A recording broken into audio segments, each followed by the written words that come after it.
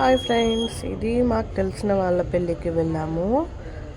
మేము వెళ్ళేసరికి ఏంటంటే ఇంకా ఎవరు రెడీ అవ్వలేదు, ఇంకా రాలేదు. మేమే ముందు వెళ్ళాము.